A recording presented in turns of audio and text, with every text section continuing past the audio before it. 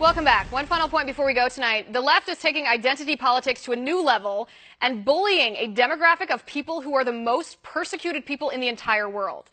And yes, I'm talking about Christians. George Washington University announced they are hosting a seminar aimed at combating what they call Christian privilege. They call this seminar a training session for students and faculty that teaches that Christians, especially the white ones, receive, quote, unmerited perks from institutions and systems all across our country. The seminar teaches students that Christians enjoy a privileged, easier life with built-in advantages, and therefore, these radical leftists want to take Christians down, and they're teaching students how to do it. Now, you might notice that anytime the left attaches the word privilege to a characteristic, they're reducing us to either our immutable characteristics, like race, or gender, or sexual orientation, and doing this is the definition of racism, sexism, or negative stereotyping, or they are labeling us as oppressors. Let me tell you, I'm a practicing Catholic. We Christians are lucky. We are blessed to live in a nation like the United States of America, where we are free to worship the God that we choose without fear that the government will burn us at the stake, or throw us in jail, or brand us, or fine us, or stone us, or ostracize us, or kill us based on our religious beliefs. We are unspeakably blessed that our ancestors came to America to escape religious persecution and built this nation where we, their children, can go to Mass, or the synagogue, or the mosque, or the temple of the flying spaghetti monster and do it safely and freely. But the allegation that Christians are privileged, according to the left's politically correct definition of the term, meaning we oppress others by our very existence, let me tell you about Christian privilege. In New York State, a Christian husband and wife were forced by the government to either violate their religious beliefs on marriage or have the government shut down their business.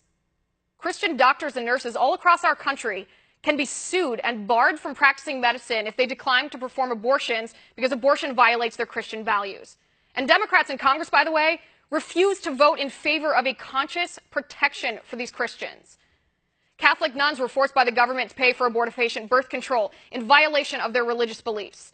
An elementary school student who shared Bible verses with his friends in the cafeteria at lunch was suspended for doing so by the school district. A college kid was kicked out of class for defending the Christian and scientific belief that there are only two genders. Christian parents in Ohio had their teenage daughters stolen from them by a court because the parents believe, based on both religion and science, that transgender surgery to turn their daughter into a man was not the best cure for her gender dysphoria.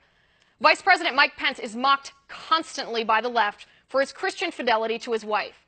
And the Christian belief in the sanctity of marriage and the sanctity of life is ridiculed by the left on a daily basis as misogynistic and oppressive. Don't try to tell me that Christians are the bullies in this country. Let me tell you about Christian privilege. More Christians have died for their faith in the past 100 years than in all the centuries combined since the time Jesus Christ was born to this earth. 215 million Christians worldwide are subject to high levels of persecution every single year, including political and social repression, torture, rape, crucifixion, expulsion, expropriation of property, destruction of churches, and murder at the hands of people in power who are not Christian. 1 million Christians were killed for their faith, martyred around the world between the years 2005 and 2015. 1 out of every 12 Christians in the world today are being persecuted. Talk about Christian privilege. Or perhaps you're upset by the Christian influences in our country. The law based on Judeo-Christian values that illegalizes murder. The law based on Judeo-Christian values that prohibits rape. The laws based on Judeo-Christian teachings that makes it a crime to steal, assault, kidnap, violate, burn down, embezzle, cheat, or commit perjury. Perhaps you're offended by the Christian tenet that calls us to love our neighbor greater than ourselves, to serve others, love others, be kind, and share the light of Christ by our word, by our thought, and by our deeds.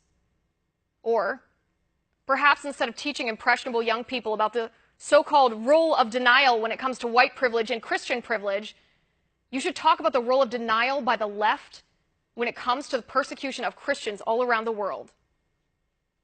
And that's my final point. You can reach me on Twitter at Liz_Wheeler. If you like the show, please send me an email at oann.com/contact. In the meantime, catch us here tomorrow at 9 p.m. Eastern. And until then, have a good night.